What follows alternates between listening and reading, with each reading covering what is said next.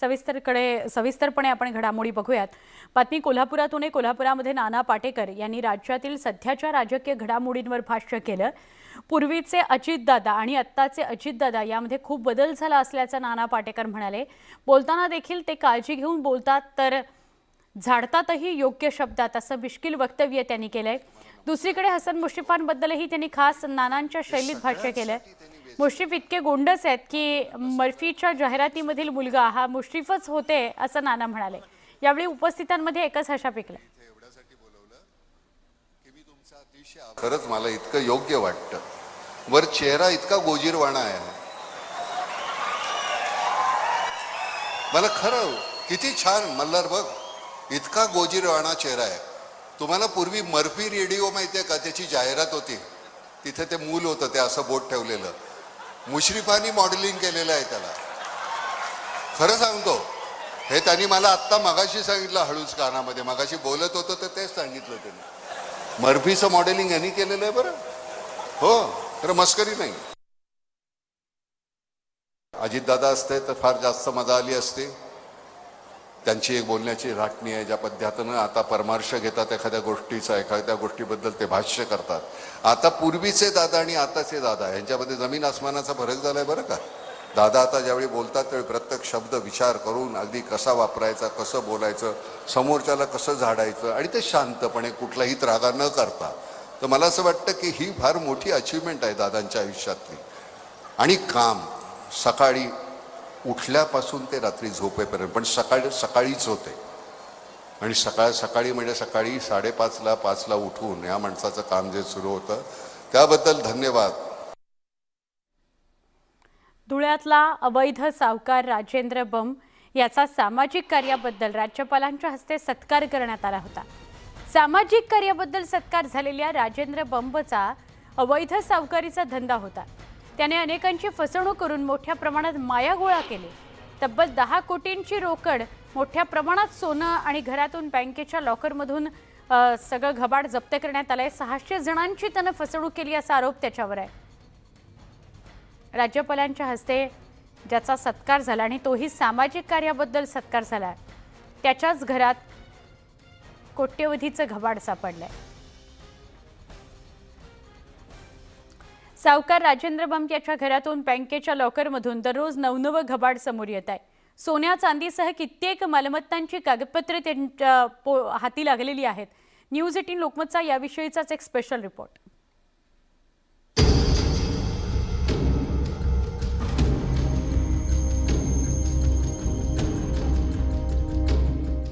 अवैध सावकार राजेंद्र बंबच्या घरातून जप्त करण्यात आलेली ही रोकड, कोट्यवधींची रोकड आणि दागिने त्याच्या घरातून जप्त करण्यात आले। बँकेच्या लॉकरमधून जप्त करण्यात आलेले पैसे या प्रकारे कपड्यामध्ये बांधून जीपमध्ये ठेवण्यात आले। गेल्या 3 दिवसात बंब याच्या घरातून आणि बँकेतील लॉकर्समधून तब्बल 9 कोटींची रोकड जप्त करण्यात आली आहे, तर 6,25,00,000चे दागिने जप्त करण्यात आले। यात विदेशी चलनही सापडले। विमा किंग असं बिरुद लावून मिरवणाऱ्या राजेंद्र बंबचा राज्यपालांच्या हस्ते सामाजिक कार्याबद्दल सत्कार करण्यात आला होता। आरोपीकडे कुठल्याही सावकारी करण्याचा परवाना नसताना अवैध सावकारी करतो, मात्र त्याला हे बाहेरून दाखवताना की तो एका विमा कंपनीचा एजंट आहे आणि त्याच्यातून हे सगळे व्यवहार करतो असं तो दाखवतो। आणि ज्यावेळेस आरोपी संबंधितांना कर्ज मंजूर करतो किंवा कर्ज देतो, त्याच वेळेस कंपल्सरी विमा कंपनीची पॉलिसी घेण्यासाठी किमतीचं सोनं, अशी जवळपास 16 कोटी रुपये किमतीची प्रॉपर्टी तपास टीमने हस्तगत केलेली आहे। याच्यामध्ये खूप सारे दस्तऐवज मिळालेले आहेत, सौदा पावत्या मिळालेल्या आहेत, खरेदी खताच्या मूळ कॉपी मिळालेल्या आहेत, कोरे चेक, कोरे स्टॅम्प पेपर ज्याच्यावर आरोपीने विक्टिमच्या सह्या घेतलेल्या आहेत ते देखील मिळालेले आहेत। राजेंद्र बंबकडे 100हून अधिक खरेदी खतं आढळून आली आहेत। कोरे धनादेश आणि मुद्रांकही सापडली आहेत। बंबच्या विरोधात गुन्हे शाखा आणि उपनिबंधक सहकारी संस्था एकत्र येत कारवाई केली जाते। आयकर विभाग आणि ईडी सारख्या यंत्रणा तपासात सहभागी होण्याची शक्यता व्यक्त केली जाते।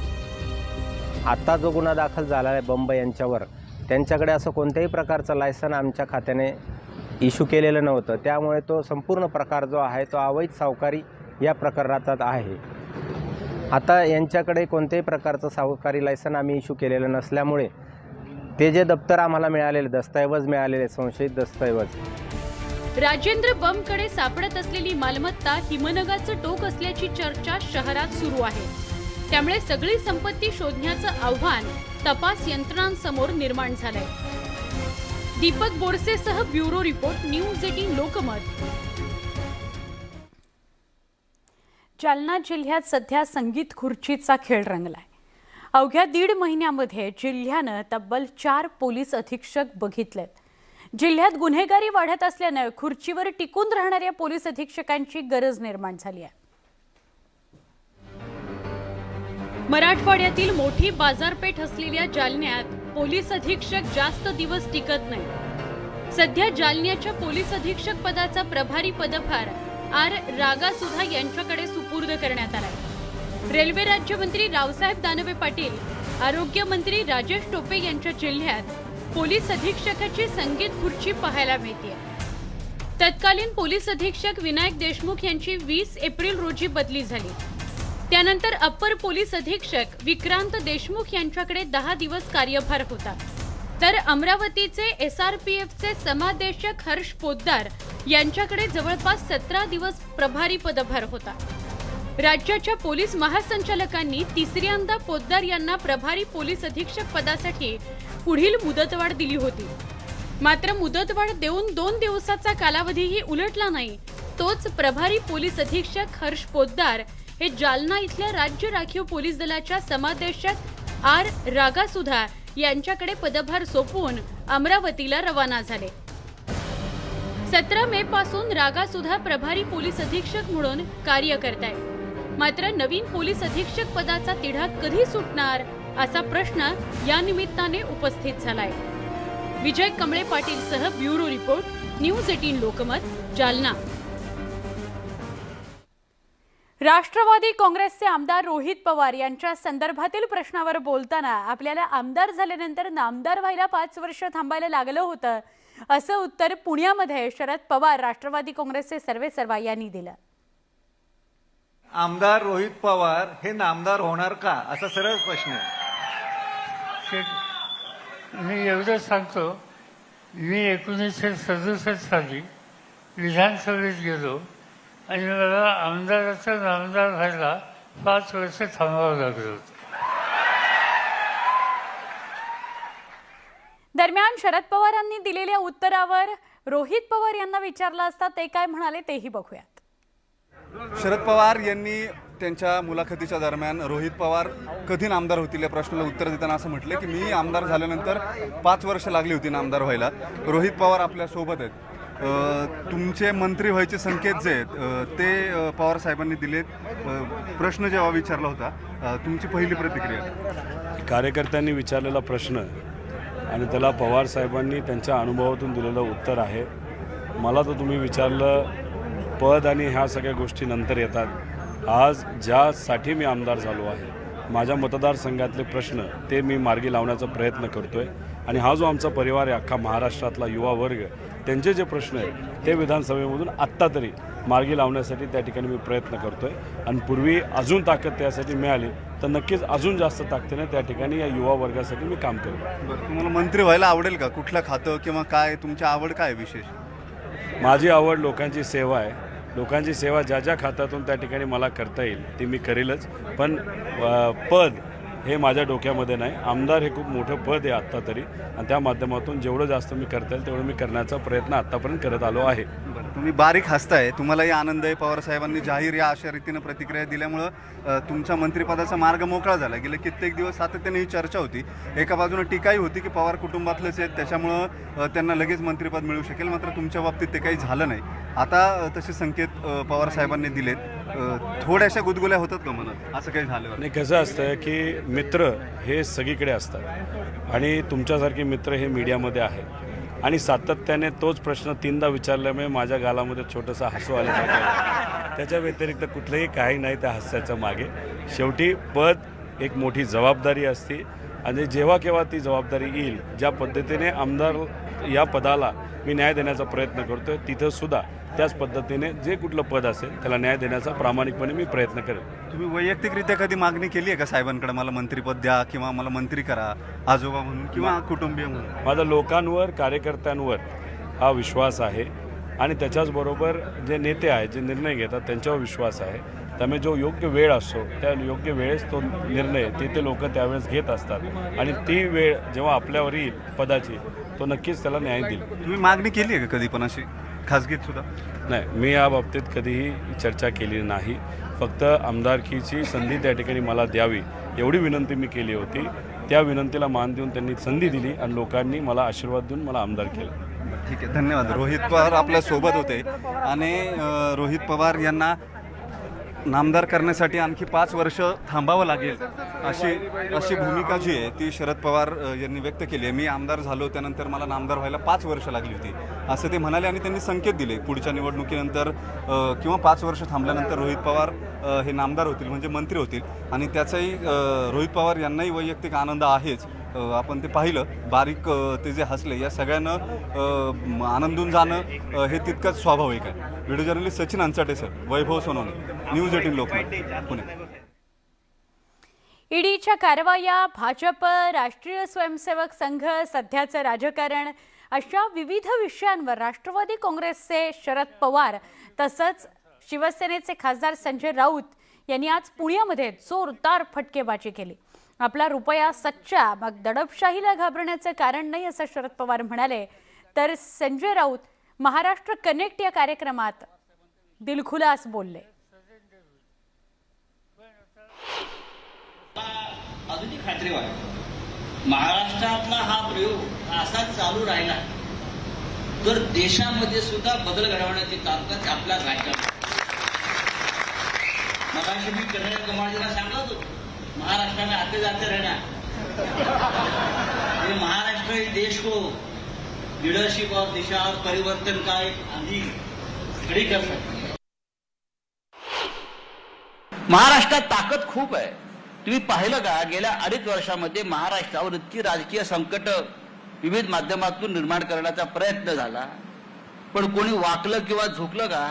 नाही. आपण लढतो आहोत. हा लढणारा महाराष्ट्र आहे. त्याच्यामुळे 2.5 वर्ष काय पुढली 2.5 वर्ष सुद्धा सुखरूप पार पडतील आणि त्यानंतरच्या निवडणुका सुद्धा भारतीय जनता पक्षाने विरोधी पक्षात बसण्याची मानसिक तयारी ठेवावी. जे महाविकास आघाडीचं जे गठन आहे ते बाळासाहेबांना मान्य नसलं असतं हा त्याच्यातला रोख आहे. अजिबात नाही. ते फक्त हे अजिबात नाही. बाळासाहेब ठाकरे हे जेव्हा अनेकदा माननीय पवार साहेबांनी बाळासाहेबांनी व्यासपीठ शेअर केलेलं आहे किंवा बाळासाहेबांनी जाहीरपणे सांगितलेलं आहे की ही ताकद आणि आपली ताकद एकत्र आली तर आपण दिल्लीला झुकवू. त्याच्यामुळे आता जे काय सरकार स्थापन झालेलं आहे हे एकेकाळी बाळासाहेबांचं स्वप्न होतं, बाळासाहेबांची भूमिका होती. हे आता जे कोणी हा गैरसमज निर्माण करतायत त्यांना शिवसेनेचा विचार आणि बाळासाहेबांच्या भूमिका माहीत नाही. त्यांना अभ्यास केला पाहिजे. मी त्यांची शिकवणी घ्यायला तयार आहे. आता माझ्यासारख्या माणसाची नसलेली प्रॉपर्टी जप्त केली, जी संपत्ती नाहीच आहे. मैं जिस घर में रहता हूँ, ज्या घरात मी राहतो ते, आणि माझं वडिलोपार्जित एक जमीन आहे 40-45 गुंठे, कोणतीही नोटीस न देता जप्त केली आणि रोज अटक करणार. मी निरोप दिला, अरे मी बसलो आहे, कधी अटक करताय? ज्या दिवशी माझ्या जवळच्या लोकांवर धाडी पडल्या त्या दिवशी मैं उस दिन रात को 12 बजे अमित शाह जी को फोन किया था दिल्ली में आणि त्यांना सांगितलं की मी दिल्लीमध्ये बसलेलो आहे. मेरे लिए गरीब लोगों को क्यों आप तकलीफ दे रहे हो? मुझे अरेस्ट करो, मैं बैठा हूँ, मला अटक करा. मी फोन करून त्यांना सांगितलेलं आहे आम्ही घाबरत नाही. तो पुष्पामधला डायलॉग आहे ना,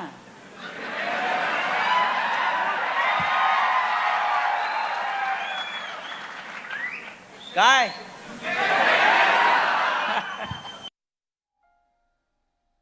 तुम्हाला आठवत असेल विधानसभेच्या निवडणुका होण्याच्या पूर्वी मला नोटीस आली, ईडीची नोटीस आली. ती आठवत आहे का?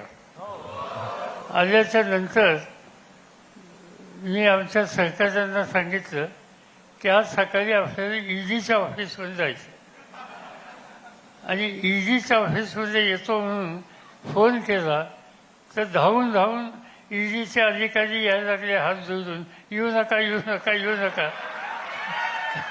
तर त्यामुळे अशी संकटं आल्याच्या नंतर आपला रुपया खण वाजणार आहे, आपला रुपया सच्चा आहे.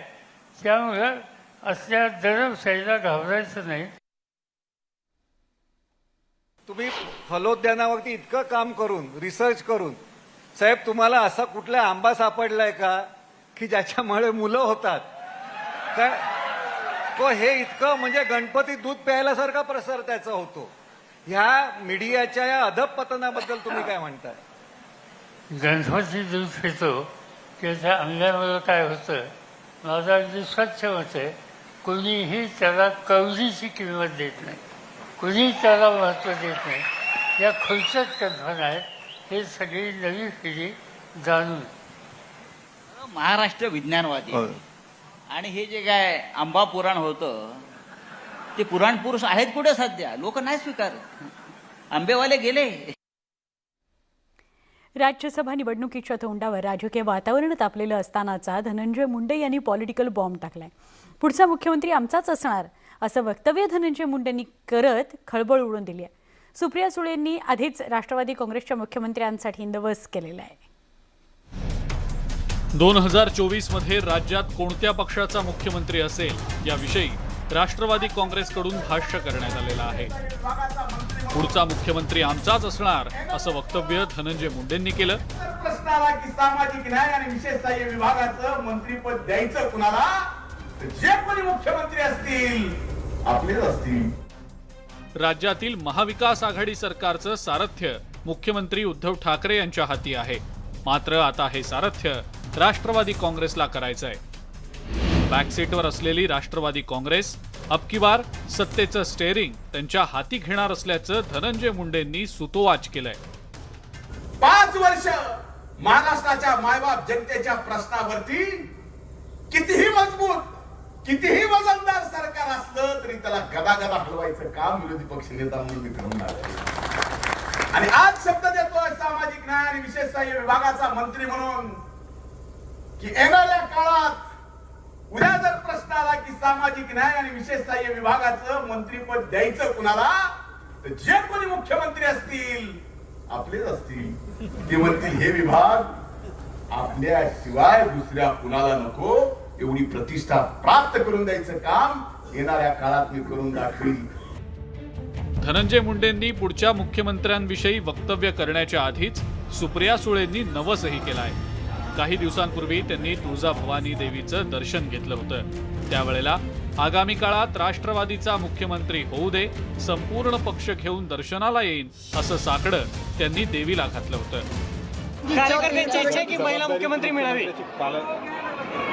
तर ते महाराष्ट्राचे लोक ठरवतील. आम्ही कसं ठरवू? कार्यकर्त्यांची इच्छा आहे की महिला मुख्यमंत्री मिळावी, तर ते महाराष्ट्राचे लोक ठरवतील. आम्ही कसं ठरवू? कार्यकर्त्यांची इच्छा आहे की महिला मुख्यमंत्री मिळावी, तर ते महाराष्ट्राचे लोक ठरवतील. आम्ही कसं ठरवू? सुप्रिया सुळे यांच्या नवसानंतर धनंजय मुंडेंनी केलेल्या वक्तव्याचा काँग्रेसचे प्रदेशाध्यक्ष नाना पटोले यांनी चांगलाच समाचार घेतलाय. लोकशाहीत पक्ष वाढवण्याचा सर्वांनाच अधिकार आहे, मात्र काहींना दिवसाही स्वप्न पडतात अशा शब्दात त्यांनी धनंजय मुंडेंची खिल्ली उडवली आहे. प्रत्येकाला आपली आपली आज ठेवलीच पाहिजे. त्याला काय लोकशाहीमध्ये आपल्या पद्धतीनं बोलण्याचा अधिकार सगळ्यांना आहे. त्याच्यामुळे कोणाला दिवसाही स्वप्न पडतात आजकाल, त्याच्यामुळे बोलण्यात सगळ्यांना अधिकार आहे. त्याच्यामुळे मला त्याच्यावरची कुठली प्रतिक्रिया द्यायची नाही. महाविकास आघाडीतल्या नेत्यांच्या वक्तव्यांमुळे 2024च्या निवडणुकीविषयी आतापासूनच चुरस निर्माण झाली आहे. राष्ट्रवादी काँग्रेसनं मुख्यमंत्री पदासाठी नवस केलाय. काँग्रेसकडूनही अनेकदा स्वबळाचा नारा दिला जातो, तर संजय राऊत यांनी उद्धव ठाकरे हेच पुढची 25 वर्ष मुख्यमंत्री राहणार असल्याचा दावा केलाय. एकंदरीतच नवस आणि दाव्यांच्या या गदारोळात आगामी निवडणुकांचे पडघम वाजायला लवकरच सुरुवात झाली असंच म्हणावं लागेल. Bureau report, news 18 Lokmat. पुढील मुख्यमंत्री हा राष्ट्रवादी काँग्रेसचाच असेल असं धनंजय मुंडे यांनी वक्तव्य केलं। त्यावर राष्ट्रवादी काँग्रेसच्या खासदार सुप्रिया सुळे यांना विचारलं असता पक्ष वाढवण्याचा प्रत्येकाला अधिकार आहे असं त्या म्हणाल्या। त्यांच्याशी संवाद साधला आमचे प्रतिनिधी सुमित सोनवणे यांनी। आपल्यासोबत राष्ट्रवादीच्या खासदार सुप्रियाताई सुळे आहेत। काय सांगाल? धनंजय मुंडे यांनी बोललेले आहेत की राष्ट्रवादीचा पुढचा मुख्यमंत्री असेल। एक तर मी ऐकलेलं नाही, त्याच्यामुळे धनुभाऊ नक्की काय बोलले मला माहिती नाही, पण कुठलाही पक्ष असू दे, मग सेना असेल, काँग्रेस असेल, राष्ट्रवादी काँग्रेस असेल, समाजवादी पक्ष असेल, आरजेडी असेल, भाजप असेल, प्रत्येक जो पक्ष असतो त्याची इच्छाच असते की आपला मुख्यमंत्री व्हावा आणि त्याच्यात गैर काय, सगळ्याच पक्षांची इच्छा असते। या सगळ्यामध्ये 25 वर्ष आमचाच मुख्यमंत्री राहिला असे संजय राऊत म्हणतात। अर्थातच मीच अनेक वेळा म्हणले की महाविकास आघाडीने चांगलं काम करून लोकांचे आशीर्वाद मिळता येतात आणि 25 वर्ष महाविकास आघाडीने राज्यात लोकांची सेवा करावी। 25 कशाला, मी तर म्हणते 50 वर्ष करू।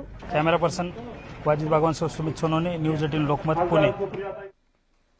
राज्यसभेची जबाबदारी भाजपनं त्रिमूर्तींवर दिलेली आहे आणि त्या त्रिमूर्ती आहेत ॲडव्होकेट आशिष शेलार, गिरीश महाजन आणि प्रसाद लाड। या तिघांवर राज्यसभेची जबाबदारी सोपवण्यात आलेली आहे। राज्यसभेच्या 3ऱ्या जागेकरता भाजपला 14 मतांची गरज आहे। 14 मतं कमी पडत आहेत। या मतांच्या जादुई आकडेवारीची जुळवाजुळव करण्याची जबाबदारी या त्रिमूर्तीवर आहे।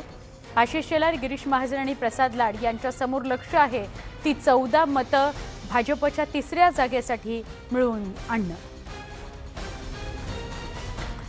राज्यसभा निवडणुकीची रंगत वाढलेली आहे। कुठलाही दगाफटका होऊ नये याकरता राजकीय पक्षांचे प्रयत्न सुरू झाले आहेत। त्याचाच एक भाग म्हणून आमदारांसाठी हॉटेल बदललं गेलं शिवसेनेकडून, कारण शिवसेनेचे आमदार हे ट्रायडंटवर ठेवले गेले होते, पण भाजपचे आमदार सुद्धा ट्रायडंटवरच ठेवण्यात येणार आहेत हे लक्षात आल्यानंतर आता शिवसेना आपलं हॉटेल बदलते आहे, आपल्या आमदारांना वेगळ्या हॉटेलमध्ये शिफ्ट करते आहे। कुठलाही दगाफटका होऊ नये याकरता हा निर्णय शिवसेनेने घेतलाय। 6 जूनला शिवसेनेच्या आमदारांची एक बैठक वर्षा बंगल्यावर होणार आहे, पण त्याआधी ट्रायडंट हॉटेल शिवसेनेच्या आमदारांचं होतं ते बदलण्यात आलेलं आहे, कारण भाजपचे आमदार सुद्धा ट्रायडंटमध्येच थांबणार आहेत। दरम्यान राज्यसभा निवडणुकीत बहुजन विकास आघाडीची 3 मतं भाजपला जाण्याच्या चर्चा रंगलेल्या असतानाच आम्ही भाजपला पाठिंबा देतोय असं माध्यमच ठरवून मोकळी झाली असं हितेंद्र ठाकूर म्हणाले। आम्हाला कुणीही गृहीत धरू नका, कोणत्याही कारवाईला आम्ही घाबरत नाही असं त्यांनी स्पष्ट केलंय। आम्ही स्पष्ट करू की आमची 3 मतं कुणाला जातील हेही हितेंद्र ठाकूर यांनी स्पष्ट केलंय। राज्य सरकार असेल किंवा केंद्र सरकार जे आम्हाला विकासाकरता मदत करतील त्यांना मदत करू असं ते म्हणाले। 10 तारखेपर्यंत आम्ही जाहीर करत नाही, तोवर आम्हाला गृहीत धरू नका असं स्पष्ट हितेंद्र ठाकूर यांनी माध्यमांना सांगितलं। विश्वसनीय सूत्र आतल्या गुटातून नाव न छापण्याच्या अटीवर ज्यांनी मुलाखती दिल्या किंवा हे केलं त्याच्या बाबतीमध्ये मी काय बोलू?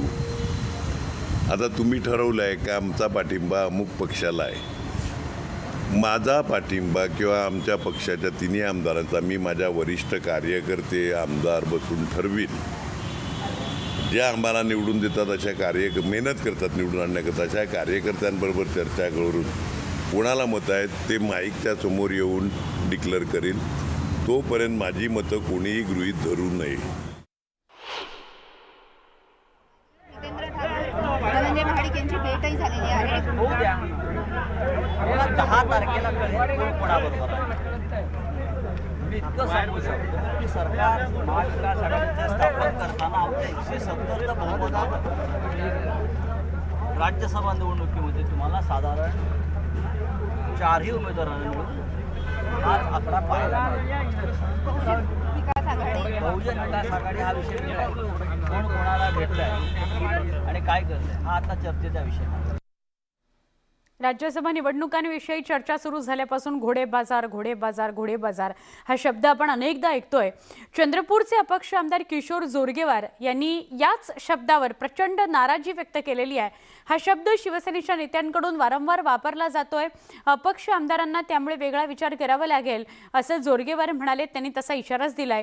विशेष म्हणजे किशोर जोरगेवार यांनी शिवसेना उमेदवार संजय पवार यांच्या उमेदवारी अर्जावर अनुमोदक म्हणून स्वाक्षरी केलेली आहे. हा घोडेबाजार हा शब्द वापरत आमच्या प्रतिमेचा एक प्रकारे मतदारसंघातील खराब करण्यासाठी हा विषय होतो. म्हणून मी या विषयावर उपाध्यक्ष जे आहेत नरहरी झिरवाळ सभागृहाचे, जे आमचे संरक्षक आहेत, त्यांना लेखी तक्रार देणार आहे आणि माननीय मुख्यमंत्री यांना सुद्धा सांगणार आहे. काही शिवसेनेच्या वरिष्ठ नेत्यांसुद्धा च्या माध्यमातून सुद्धा हे बोलल्या गेलं आहे की दुसरा पक्ष आहे त्याच्या जो खूप पैसे आहे आणि तो अपक्षांचा आणि छोट्या पक्षांना त्या आमदारांना सदस्यांना विकत घेण्यासाठी घोडेबाजार करणार आहे. हे उपमा हा शब्द यावर आमचा आक्षेप आहे आणि काही आम्ही आपसात चर्चा केली. आम्ही सांगितलं की हा शब्द जर वारंवार आला तर मात्र आम्हाला वेगळा विचार करावा लागेल. बातम्यांमध्ये पुन्हा एकदा स्वागत. राज्यसभा निवडणुकांविषयी तर आपण बोलतोच आहोत. त्याचं चित्र स्पष्ट झाल्यानंतर आता विधान परिषद निवडणुकांची मोर्चेबांधणी सुद्धा सुरू झाली आहे. विधान परिषद निवडणुकीमध्ये भाजप 4 जागा निवडून येऊ शकत असल्या तरी भाजपमध्ये इच्छुकांची भाऊगर्दी झाल्याचं चित्र आहे. भाजपकडून कोणत्या नावांची चर्चा आहे, नेमकी कुणाला संधी मिळू शकते याचा आढावा घेऊया. राज्यसभा निवडणूक बिनविरोध करण्याची बोलणी फिसकटल्यानंतर आता विधान परिषदेची ही निवडणूक होणार हे स्पष्ट झालंय. विधान परिषदेचे सभापती रामराजे नाईक निंबाळकर, उद्योग मंत्री सुभाष देसाई, विरोधी पक्षनेते प्रवीण दरेकर, सदाभाऊ खोत यांच्यासह 10 आमदारांचा कार्यकाळ संपतोय.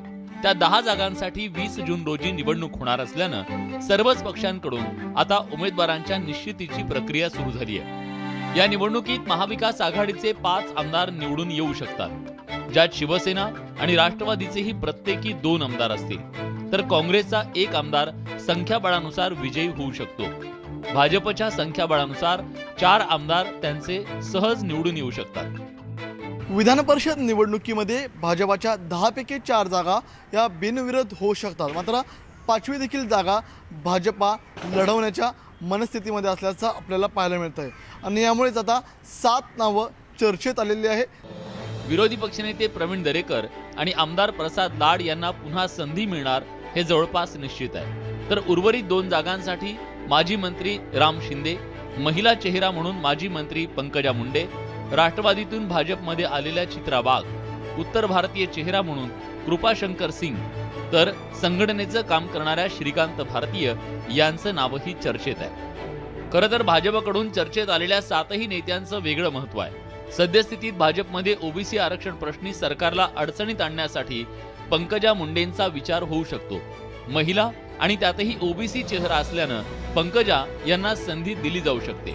मी अशी कुठल्या संधीची अपेक्षाही करत नाही किंवा कुठल्या संधीसाठी मी काही प्रयत्न करते असंही कधी तुम्हाला दिसणार नाही.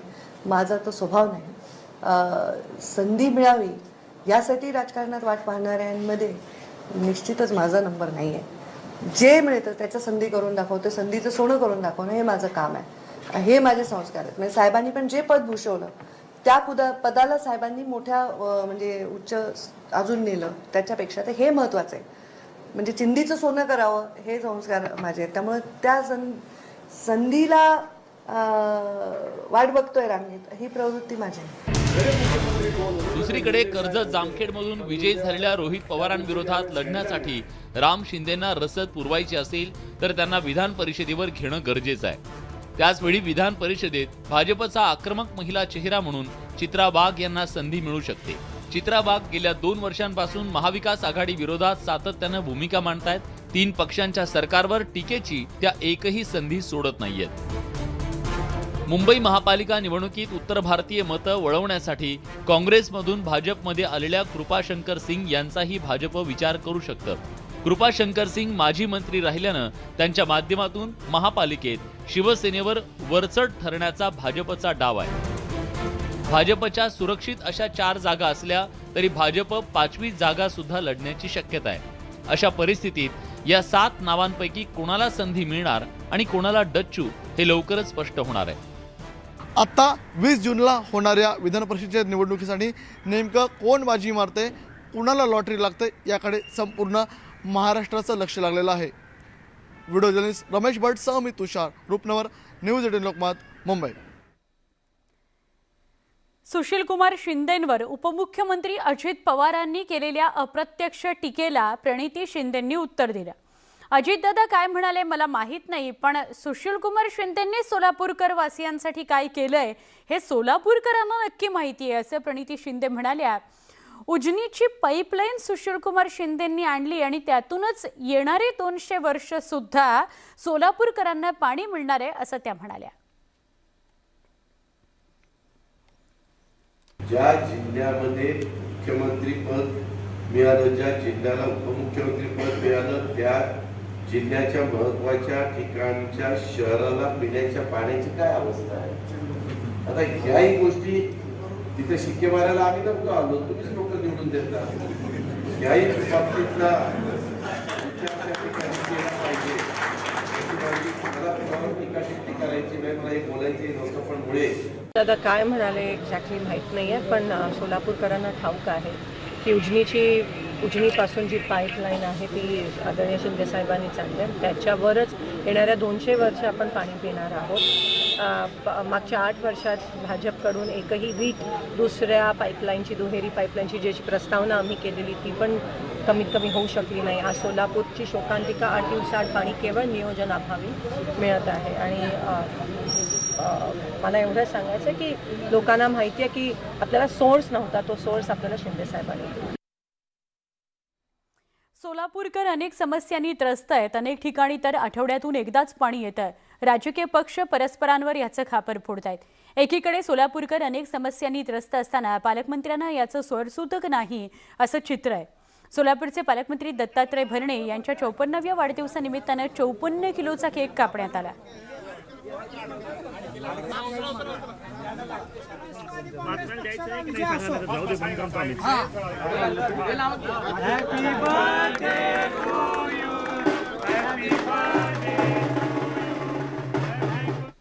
दरोडेखोरांचा पोलीस उपनिरीक्षकावर हल्ला झाल्याचं समोर आलंय. ही एक महत्त्वाची बातमी समोर येते. दरोडेखोरांनी पोलीस उपनिरीक्षकावर हल्ला केलाय. नीरज बोकेल यांच्यावर प्राणघातक हल्ला झालेला आहे. ही दृश्य अंगावर काटा आणणारी आहेत. राहुरी तालुक्यातील बल्हारवाडी रोडवर सातपीर बाबा दर्गा परिसरात ही घटना घडलेली आहे. जीवे मरण्याचा प्रकार झालाय. सीसीटीव्हीत हा प्रकार कैद झालेला आहे. पहाटे दरोडा टाकून पळून जाण्याच्या तयारीत असलेल्या 5 पैकी 4 दरोडेखोरांच्या पोलीस पथकानं पाठलाग करून मुसके आवळलेले आहेत. सुमारे 1 तास सुरू असलेल्या या थरारादरम्यान पोलिसांनी एका दरोडेखोराच्या अंगावर गाडी घातली.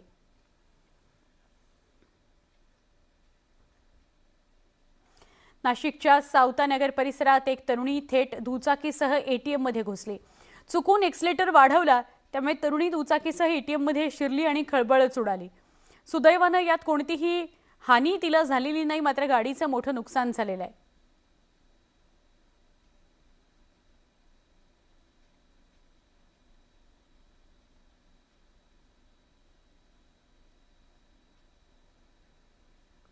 कोल्हापुरातील कसबा बावड्यातील मराठा कॉलनीमध्ये विद्यार्थ्यांचे लॅपटॉप आणि मोबाईल चोरट्यांनी लंपास केले. हा सगळा प्रकार सीसीटीव्हीत कैद झालाय. विद्यार्थ्याच्या रूममध्ये प्रवेश करून चोरट्यानं हे साहित्य लंपास केलंय. तोंडावर मास्क लावल्यामुळे त्याची ओळख अद्याप पटलेली नाही. या प्रकरणी पोलिसात तक्रार करण्यात आली आहे.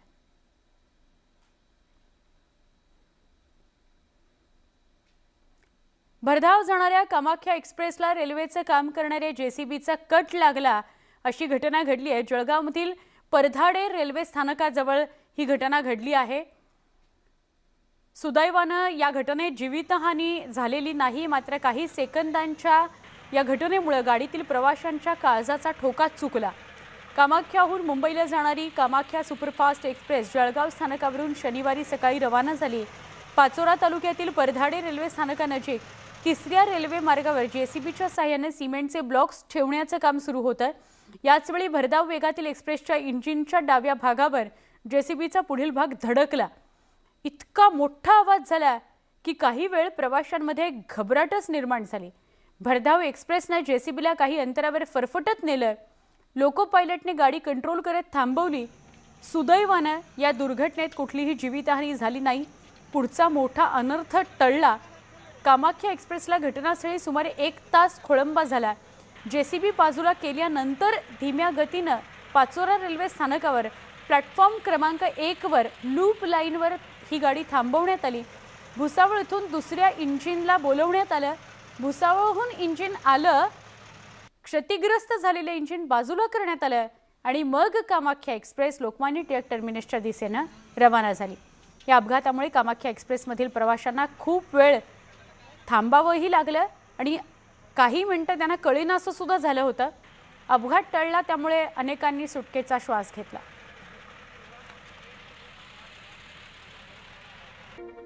दिवसभराच्या बातम्यांमध्ये पुन्हा एकदा स्वागत. वाशिम जिल्ह्यात यंदाच्या खरीप हंगामात 4 लाख हेक्टरच्या वर पेरणी अपेक्षित आहे. पाऊस चांगला होणार असल्यानं बळीराजा थोडा सुखावलाय. तरीसुद्धा खतांच्या तुटवड्यानं चिंता मात्र आहेच. विदर्भातल्या अनेक जिल्ह्यांमध्ये DAP खताचा तुटवडा निर्माण झाल्यानं शेतकरी हवालदिल झालाय. DAP कुठं भेटेन असं झालेलं आहे. वाशिम जिल्ह्यामध्ये DAPचा साठाच नाही पुरेसा. कोणत्या दुकानदाराकडे गेलं तर DAP नाही आहे. बरेचसे शेतकरी प्रत्येक दुकानावर रांग लावून बसलेले आहेत. वन भटकंती व्हायला तिच्यातून रोज 500 खर्च व्हायला खताचे पैसे निघून चालले सर. तरी खत मिळून नाही राहिलं जे पाहिजे ते DAP. हा आक्रोश आहे वाशिम जिल्ह्यातल्या शेतकऱ्यांचा. गेल्या काही दिवसांपासून या शेतकऱ्यांची वणवण सुरू आहे ती DAP खतासाठी. मात्र वाशिमच नाही तर आजूबाजूच्या जिल्ह्यांमध्ये सुद्धा DAP खत नसल्यामुळं शेतकरी हैराण झालेत. हवामान विभागानं वर्तवलेल्या पावसाच्या अंदाजामुळे अनेक शेतकऱ्यांनी मशागतीची कामं पूर्ण केलेली आहेत. मात्र खतच नसल्यामुळं पेरणी करायची तरी कशी असा प्रश्न शेतकऱ्यांना पडलाय. बरेचसे शेतकरी प्रत्येक दुकानावर रांग लावून बसलेले आहेत. परंतु DAPच नाही आहे. तर DAP भेटणार कुठून? तर याचा मुबलक साठा अवेलेबल करून देणे हे गव्हर्नमेंट किंवा कृषी विभागाने याच्याकडे लक्ष घालायला पाहिजे असं मला वाटते. वाशिम जिल्ह्याचं मुख्य पीक हे सोयाबीन आहे. यंदाच्या हंगामासाठी कृषी विभागानं 7,000 मेट्रिक टन DAP खताचं नियोजन केलंय. मात्र आतापर्यंत केवळ 2,180 मेट्रिक टन एवढंच खत उपलब्ध झालंय. मागणीच्या तुलनेत खत कमी प्रमाणात मिळाल्यानं कृषी विभागानं संरक्षित 401 मेट्रिक टन साठाही खुला केलाय. शेतकऱ्यांनी DAPचा आग्रह न धरता नत्र, स्फुरद आणि पलाश याची योग्य मात्रा असलेले इतर कोणतेही खत वापरावे असा सल्ला कृषी अधिकाऱ्यांनी दिलेला आहे. 8 तारखेला RCFच्या माध्यमातून आमच्याकडे 2500 मेट्रिक टन DAPचा खताचा पुरवठा होणार आहे. शिफारस करत असताना NPK नत्र, स्फुरद, पलाश अशा माध्यमातून खतं किती द्यायचे. जर सोयाबीन जर विचार केला तर 12-30-12 अशा प्रकारचा खताचा डोस आहे NPKचा. त्या पद्धतीनं एखाद्या वेळेस DAP अवेलेबल नसेल तर त्याला काही पर्याय नाही असं नाही. आपण सरळ खताच्या माध्यमातून देऊ शकतो. कृषी अधिकाऱ्यांच्या सल्ल्यानंतरही शेतकऱ्यांचं समाधान होत नाहीये. अन्य खतांचा वापर करण्यापेक्षा विश्वासू DAP खताचा वापर करण्याकडे शेतकऱ्यांचा कल आहे. त्यामुळे जर वेळेत DAP उपलब्ध झालं नाही तर पुन्हा एकदा DAPचा काळा बाजार होत शेतकऱ्यांच्या समस्यांमध्ये वाढ झाल्याशिवाय राहणार नाही. किशोर गोमाशे, न्यूज 18 लोकमत, वाशिम. अभिनेते अशोक सराफ यांचा 75वा वाढदिवस. शिवाजी नाट्य मंदिरात व्हॅक्यूम क्लीनर या नाटकाचा विशेष प्रयोग आयोजित करत हा वाढदिवस साजरा करण्यात आला. रंगमंचावरील त्यांचा सहज वावर, रसिकांशी हसत खेळत संवाद साधणारी त्यांची शैली पाहून अशोक सराफ 75चे झाले असं कुणी म्हणणार देखील नाही.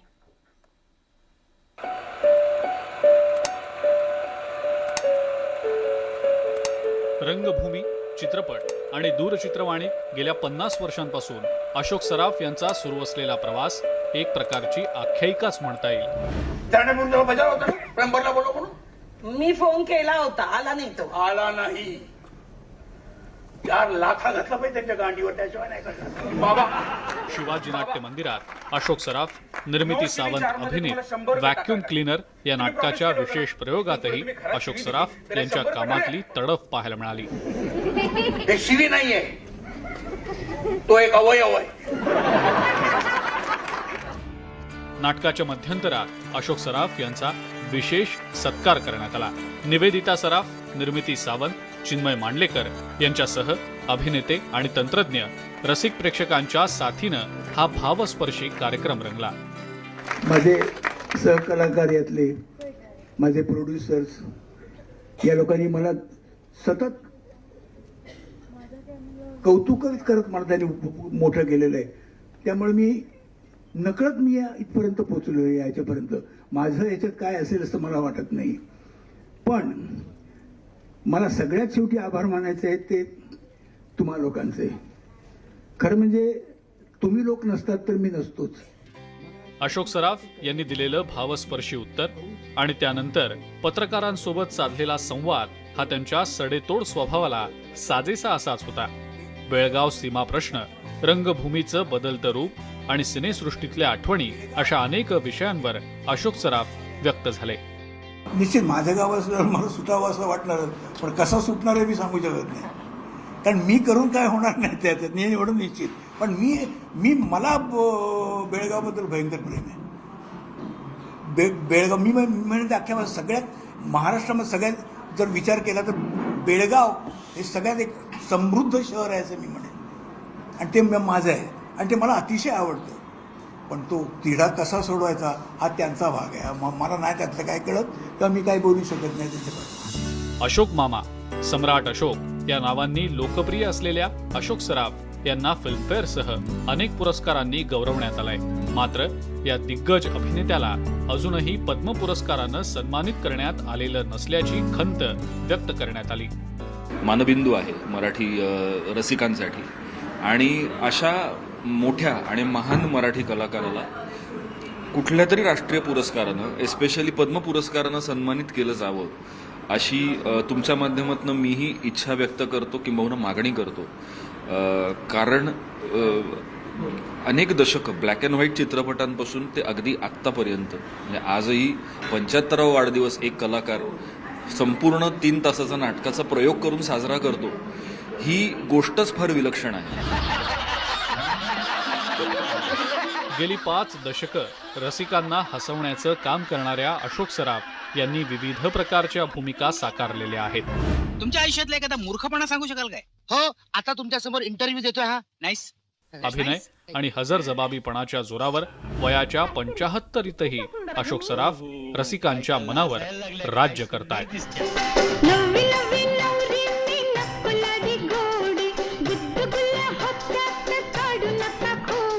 प्रशांत बाग, न्यूज 18 लोकमत, मुंबई.